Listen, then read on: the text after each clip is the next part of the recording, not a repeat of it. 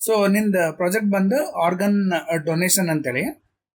Organ donation ಅಂದ್ರೆ ಹೆಸರು already ಕೇಳಿ ಇರ್ತದೆ. ಇಲ್ಲೇನಪ್ಪಾ ಅಂತಂದ್ರ ಯಾರದೇ ಒಬ್ಬ ವ್ಯಕ್ತಿ ಎಕ್ಸ್ಪೈರ್ ಆದ್ನಂತಂದ್ರ ಅಥವಾ ಅವ್ರ ಫಿಸಿಕಲಿ ಏನಂತಾರ ಅವ್ರ ಬ್ರೈನ್ ಡೆಡ್ ಆಯ್ತು ಅಂತಂದ್ರ ಅವರಿಗೆ ಮತ್ತೆ ರಿಕವರ್ ಆಗ್ಲಿಕ್ಕೆ ಚಾನ್ಸಸ್ ಇರಂಗಿಲ್ಲ. ಅಂತ ಪೇಷಂಟ್ಸ್ ಇಂದ ಬಾಡಿ ಪಾರ್ಟ್ಸ್ ಗಳನ್ನ ಯಾರಿಗೆ ನೀಡ್ ಇರ್ತದ ಅವರಿಗೆ ಆ ಬಾಡಿ ಪಾರ್ಟ್ಸ್ ಅನ್ನ ಕೊಡಬಹುದು. ಇದಕ್ಕೆ ನಾವೇನಂತಂದ್ರೆ ಆರ್ಗನ್ ಡೊನೇಷನ್ ಅಂತ ಹೇಳ್ತೀವಿ. ಈ ಆರ್ಗನ್ ಡೊನೇಷನ್ ಸಿಸ್ಟಮ್ನಾಗ ಯಾವುದೇ ಒಬ್ಬ ವ್ಯಕ್ತಿದು ಯಾವುದೇ ಒಂದು ಪಾರ್ಟ್ ಡೊನೇಟ್ ಮಾಡ್ತೀನಿ ಅಂತ ಹೇಳಿದ್ರೆ ಅವ ಒಂದು ಫಸ್ಟಿಗೆ ರಿಜಿಸ್ಟರ್ ಮಾಡ್ಕೋಬಹುದು. ರಿಜಿಸ್ಟರ್ ಮಾಡ್ಕೊಂಡು ಎಕ್ಸಾಂಪಲ್ ನನಗೆ ನಾ ಏನ್ ಮಾಡ್ತೀನಿ, ಇನ್ನು ನಾ ಬದುಕಿದ್ದಾಗೆ ನಾ ಏನ್ ಹೇಳ್ತೀನಿ, ನಂದು ಬಾಡಿ ನಾ ಆರ್ಗನ್ಸ್ಗಳನ್ನ ಡೊನೇಟ್ ಮಾಡ್ತೀನಿ ಅಂತೇಳಿ ಇನ್ಫಾರ್ಮೇಶನ್ ಕೊಡ್ತೀನಿ. ಸೊ ಕೊಟ್ಟಾಗ ನಾ ಯಾವಾಗ ಎಕ್ಸ್ಪೈರ್ ಆಗ್ತೀನಿ, ಎಕ್ಸ್ಪೈರ್ ಆದಾಗ ನನಗೆ ಪರಿಚಯದವ್ರು ಇದ್ದವರು ಅಲ್ಲಿ ಇನ್ಫಾರ್ಮೇಶನ್ ಕೊಟ್ಟರು ಅಂತಂದ್ರೆ ಅವ್ರು ಬಂದು ನಮ್ದು ಬಾಡಿ ಪಾರ್ಟ್ಸ್ಗಳು ತಗೊಂಡು ಹೋಗ್ತಾರೆ. ಇನ್ನೊಂದು ಸಿಚುವೇಶನ್ ಹೆಂಗಿರ್ತದ ಅಂತಂದ್ರೆ ಕೆಲವು ಮಂದಿಗೆ ಒಂದು ಬಾಡಿ ಪಾರ್ಟ್ಸ್ಗಳು ಬೇಕಾಗಿರ್ತಾವ. ಸೇ ಎಕ್ಸಾಂಪಲ್ ಒಬ್ಬ ಯಾರೋ ವ್ಯಕ್ತಿ ಬಾಡಿ ಪಾರ್ಟ್ಸ್ ಎಲ್ಲ ಚಂದ ವರ್ಕಿಂಗ್ ಇರ್ತಾವ, ಬರೀ ಹಾರ್ಟ್ನಾಗ ಪ್ರಾಬ್ಲಮ್ ಇರ್ತದೆ.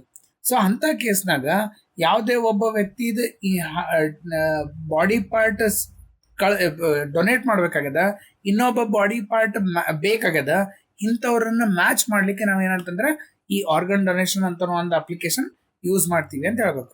So take one example in this. So ಎಕ್ಸಾಂಪಲ್ನಾಗ ಯೂಶಲಿ ಡಾಕ್ಟರ್ಸ್ಗಳು ಮೊದಲೇ ಹೇಳ್ಬಿಡ್ತಾರೆ, ಆಯ್ತು ರೀ ಇವ್ರು ಇನ್ನೂ ಒಂದು ಸ್ವಲ್ಪ ದಿನ ಬದುಕ್ತಾರೆ ಹಂಗ ಹಿಂಗ ಅಂತೇಳಿ. ಸೊ ಅಂತ ಕೇಸಸ್ನಾಗ ಯಾವುದೇ ಒಂದು ಪರ್ಟಿಕ್ಯುಲರ್ ಪರ್ಸನ್ ಅವ್ರ ಪರಿಚಯದಾಗ ಇದ್ದವರು ಯಾರು ಎಕ್ಸ್ಪೈರ್ ಆಗ್ಲಿಕ್ಕತ್ತಾರ ಅವ್ರದ್ದು ಬಾಡಿ ಪಾರ್ಟ್ಸ್ ಅನ್ನ ಇಲ್ಲಿ ಡೊನೇಟ್ ಮಾಡ್ಲಿಕ್ಕೆ ರಿಕ್ವೆಸ್ಟ್ ಹಾಕ್ಬಿಡ್ತಾರೆ. ಸೊ ಎಕ್ಸಾಂಪಲ್ ಒಂದು ಸಾಯ್ಲಿಗತ್ತಾನ ಅಂತ ಗೊತ್ತಾಗ್ತದ, ಇನ್ನೊಂದ್ 3 ದಿನದಾಗ ಸಾಯ್ತನ್ರಿ ಅಂತ ಹೇಳ್ತಾರೆ. ಅಂತ ಕೇಸಸ್ನಾಗ ಇವ್ರು ಅವ್ರ ಜೊತೆ ಇದ್ದವ್ರು ಏನ್ ಮಾಡ್ಬೋದು, ಆ ಪರ್ಟಿಕ್ಯುಲರ್ ವ್ಯಕ್ತಿದು ಯಾವ ಬಾಡಿ ಪಾರ್ಟ್ ಬೇಕು ಆ ಬಾಡಿ ಪಾರ್ಟ್ ಅನ್ನ ಅವ್ರೇನಂತಂದ್ರೆ ಡೊನೇಟ್ ಮಾಡ್ಲಿಕ್ಕೆ ಇಲ್ಲಿ ಆಪ್ಷನ್ ಅದ. ಸೊ ಅಂತ ಅಪ್ಲಿಕೇಶನ್ ನಾವ್ ಇಲ್ಲಿ ಕ್ರಿಯೇಟ್ ಮಾಡ್ಲಿಕ್ಕೆ. ಸೊ ನಮ್ಮ ಅಪ್ಲಿಕೇಶನ್ನಾಗ ಟೋಟಲ್ 3 ಮಂದಿ ಇರ್ತಾರೆ. ಒಂದು ವಿ ಹ್ಯಾವ್ ಡೋನರ್ ಅಂತ ಹೇಳ್ತೀವಿ. ಡೋನರ್ ಅಂದ್ರೆ ಯಾವ ಬಾಡಿ ಪಾರ್ಟ್ಸ್ ಕೊಡ್ಬೇಕಂತ ಮಾಡ್ಯಾರ ಅವರು.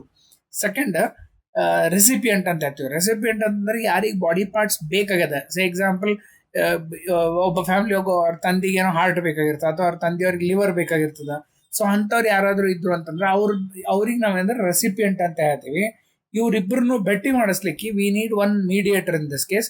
ಆ ಮೀಡಿಯೇಟರ್ ನಾವು ಅಡ್ಮಿನಿಸ್ಟ್ರೇಟರ್ ಅಂತ ಹೇಳ್ತೀವಿ. ಸೊ ಈ ರೀತಿಯೊಳಗ ನಮ್ 3 ರೋಲ್ಸ್ ನಮ್ಮ ಅಪ್ಲಿಕೇಶನ್ ಆಗಿರ್ತದ. ಇವ್ರು ಇಬ್ರು ನೋಡಿ ಅಂದ್ರೆ ಅಡ್ಮಿನಿಸ್ಟ್ರೇಟರ್ ಮೀಡಿಯೇಟರ್ ಆಗಿರ್ತಾನ ಅಂತ ಇಷ್ಟು ಫಸ್ಟ್ ಥಿಯೋರಾಟಿಕಲಿ ಅವರಿಗೆ ಎಕ್ಸ್ಪ್ಲೇನ್ ಮಾಡ್ಬೇಕು. ಎಕ್ಸ್ಪ್ಲೇನ್ ಮಾಡಿದ್ಮೇಲೆ ಇದು ನಿನ್ ಸಾಫ್ಟ್ವೇರ್ನ ಹೆಂಗ್ ಇಂಪ್ಲಿಮೆಂಟ್ ಮಾಡಿ ಅಂತ ಅನ್ನೋದು ರನ್ ಮಾಡಿ ತೋರಿಸ್ಬೇಕು. ಸೊ ಅದು ರನ್ ಮಾಡಿ ತೋರಿಸ್ಲಿಕ್ಕೆ ನಿಮ್ ಕಾಲೇಜ್ ಸಿಸ್ಟಮ್ನಾಗ ಇದು ಪ್ರಾಜೆಕ್ಟ್ ಅಲ್ಲಿ ಇನ್ಸ್ಟಾಲ್ ಮಾಡಿರ್ತದ. ನೀ ಅಲ್ಲಿ ಕಾಲೇಜ್ ಸಿಸ್ಟಮ್ನಾಗ ಹೋಗಿ ಯಾವ ಸಿಸ್ಟಮ್ನಾಗ ರನ್ ಮಾಡ್ಬೇಕಂತ ಮಾಡಿ ಅಲ್ಲಿ ಫಸ್ಟ್ ನೀ ಏನ್ ಮಾಡ್ಬೇಕಂದ್ರೆ ಆ ಸಿಸ್ಟಮ್ನಾಗ ಏನೇನು ಅಪ್ಲಿಕೇಶನ್ಸ್ ಅವ ಎಲ್ಲಾ ಅಪ್ಲಿಕೇಶನ್ಸ್ಗಳು ಕ್ಲೋಸ್ ಮಾಡ್ಬೇಕು. ಡೆಸ್ಕ್ಟಾಪ್ ಮೇಲೆ ಎಲ್ಲ ಫುಲ್ ಖಾಲಿ ಇರ್ಬೇಕು. ಓಕೆ, ಕ್ಲೋಸ್ ಮಾಡಿದ್ಮೇಲೆ ನೆಕ್ಸ್ಟ್ ನೀ ಏನ್ ಮಾಡ್ಬೇಕು, ದಿಸ್ ಪಿ ಸಿ ಕ್ಲಿಕ್ ಮಾಡಿ. ದಿಸ್ ಪಿ ಸಿ ಒಳಗ ಲೋಕಲ್ ಡಿಸ್ಕ್ ಸಿ ಅಂತ ಇರ್ತದ.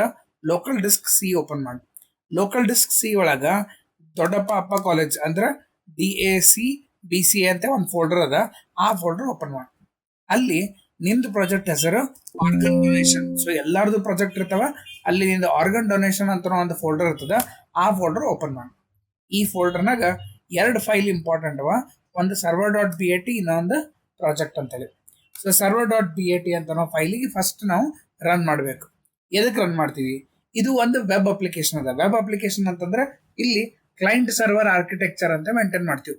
ಕ್ಲೈಂಟ್ ಸರ್ವರ್ ಆರ್ಕಿಟೆಕ್ಚರ್ನಾಗ ಒಂದು ಸರ್ವರ್ ಇರ್ತದ, ಒಂದು ಕ್ಲೈಂಟ್ ಇರ್ತದ. ಆ server is a boss. So ಅದು ನಾವು ಇಲ್ಲಿ ಚಾಲು ಮಾಡಿದ್ವಿ. ಇದೇನ್ ಬ್ಲಾಕ್ ಕಲರ್ ಸ್ಕ್ರೀನ್ ಕಾಣಿಸ್ಲಿಕ್ಕೆ ಈ ಬ್ಲಾಕ್ ಕಲರ್ ಸ್ಕ್ರೀನಿಗೆ ನಾವು ಸರ್ವರ್ ಅಂತ ಹೇಳ್ತೀವಿ. ಇದನ್ನ ನಿಂದು ಪೂರ್ತಿ ಪ್ರಾಜೆಕ್ಟ್ ಎಕ್ಸಿಕ್ಯೂಷನ್ ಮುಗಿಯತನ ಇದನ್ನ ಕ್ಲೋಸ್ ಮಾಡಬಾರ್ದು. ಸೊ ಇಲ್ಲಿ ಏನ್ ಮಾಡ್ಬೇಕು, ಇದನ್ನ ಮಿನಿಮೈಸ್ ಮಾಡು.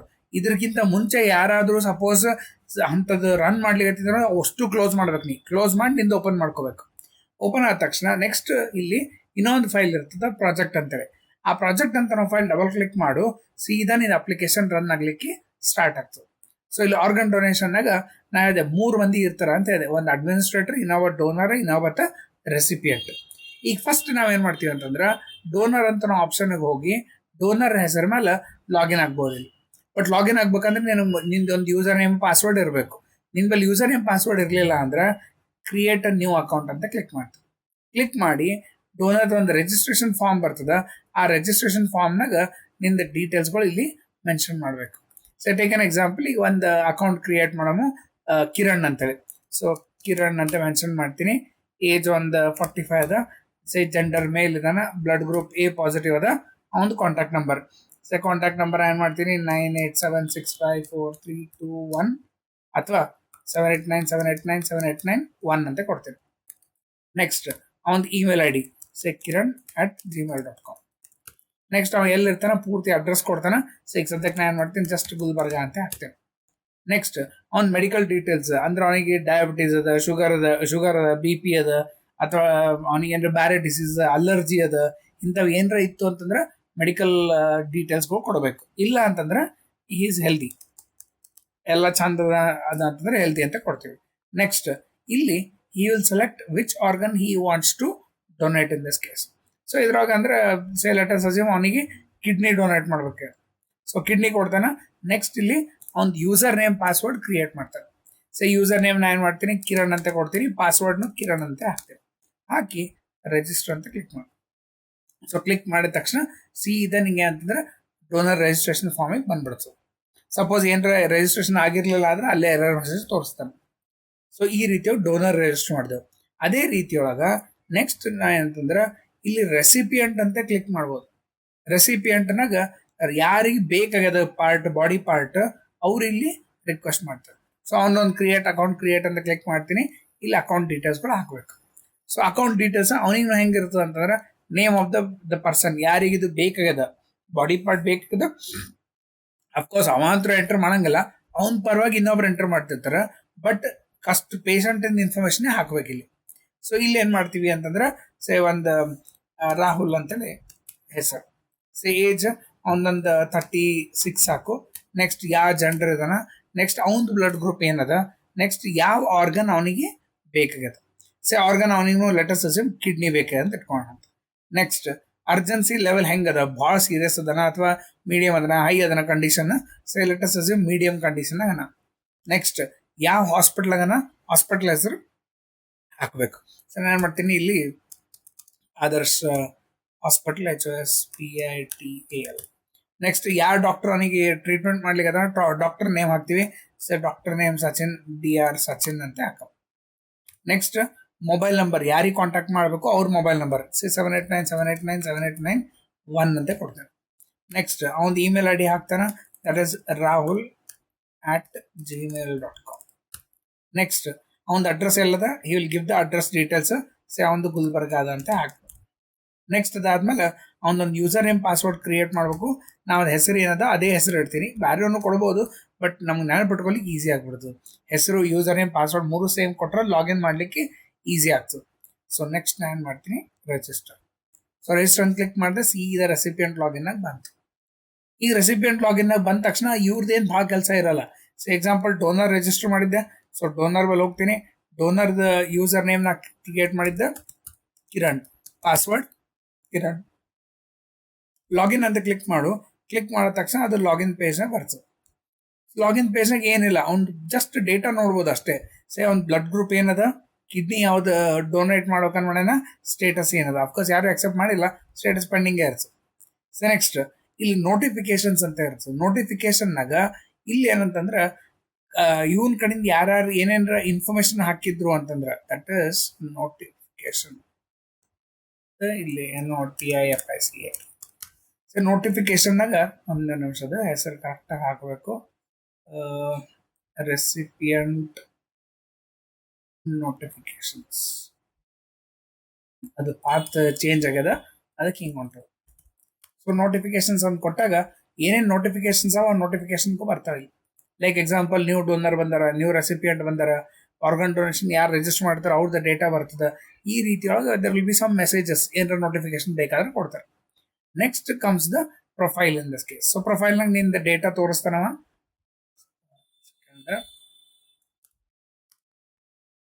ಇಲ್ಲಿ PROFIL ಪ್ರೊಫೈಲ್,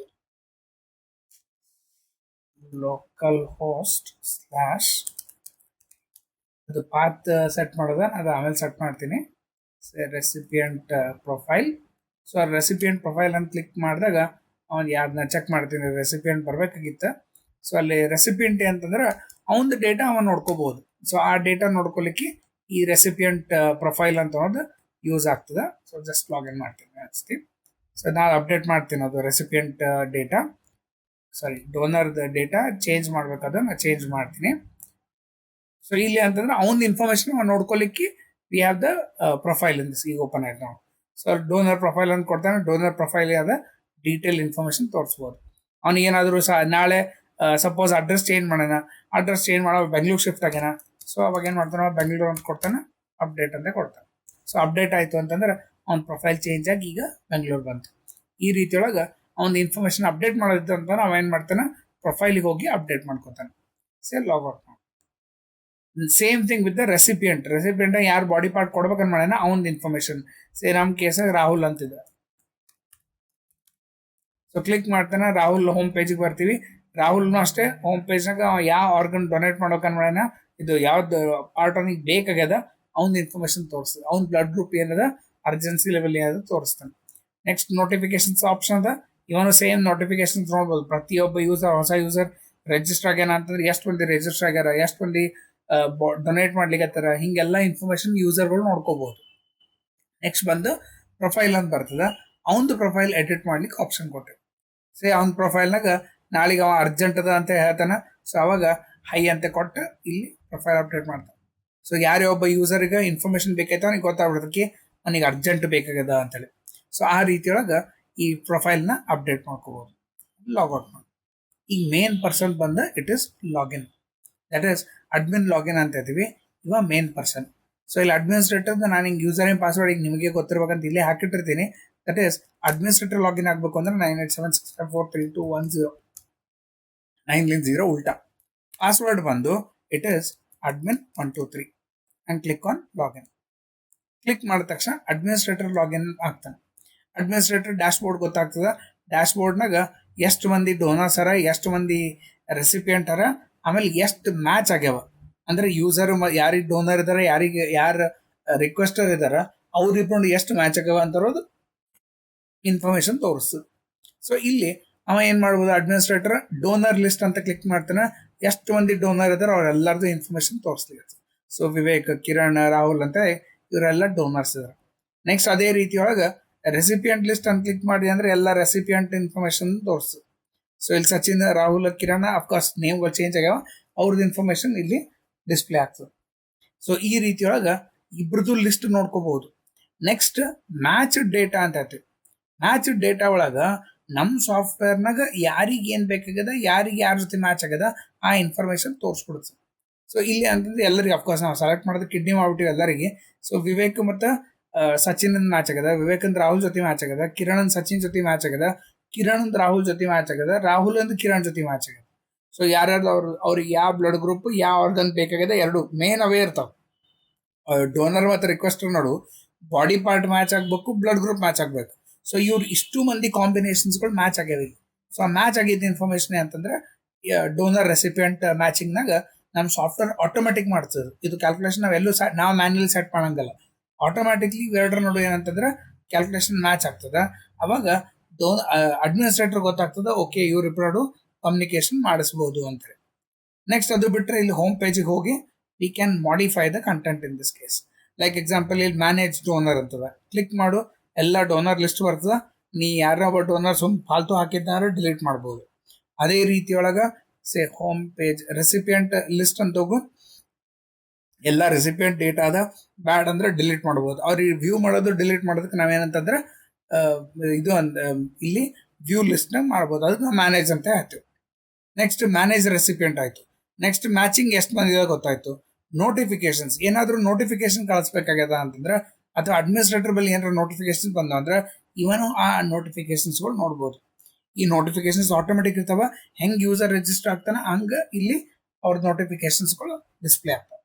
ಈ ರೀತಿಯೊಳಗೆ ನಮ್ದು ಈ ಪರ್ಟಿಕ್ಯುಲರ್ ಸಾಫ್ಟ್ವೇರ್ ನಾವು ಯೂಸ್ ಮಾಡ್ತೀವಿ. ಮೇನ್ ಬಂದು ನಂಬಲ್ಲಿ ಆ ಮ್ಯಾಚಿಂಗ್ ಪಾರ್ಟ್, ಇಲ್ಲೇನು ನಾವು ಮ್ಯಾಚಿಂಗ್ ಮಾಡ್ತೀವಿ, that matching is very important. ಯಾಕಂದ್ರೆ ನಮ್ಮ ಸಾಫ್ಟ್ವೇರ್ ಆಟೋಮ್ಯಾಟಿಕ್ಲಿ ಅದು ತಿಳ್ಕೊತದೆ ಈ ಯಾರ್ದು ಏನು ರಿಕ್ವೆಸ್ಟ್ ಅದ ನೋಡ್ತಾನೆ, ಆ ರಿಕ್ವೆಸ್ಟ್ ಬೇಸಿಸ್ ಮೇಲೆ he will perform the operation in this case. So ಈ ರೀತಿಯೊಳಗೆ ನಮ್ದು ಅಪ್ಲಿಕೇಶನ್ ವರ್ಕ್ ಆಗ್ತದ ಅಂತೇಳಿ ಹೇಳಬೇಕು. ಅರ್ಥ ಆಯ್ತದೆ ಎಕ್ಸಿಕ್ಯೂಷನ್? ಹಾ ರೀ ಸರ್ ಅರ್ಥ ಐತಿ. ಎಲ್ಲರ ಡೌಟ್ ಅದ ನಿಂಗ? ಏನ್ರಿ ಏನ್ ಬಿ ಡೌಟ್ ಇಲ್ರಿ. ಓಕೆ ಸರಿ. ಇದು ನಾ ಈಗ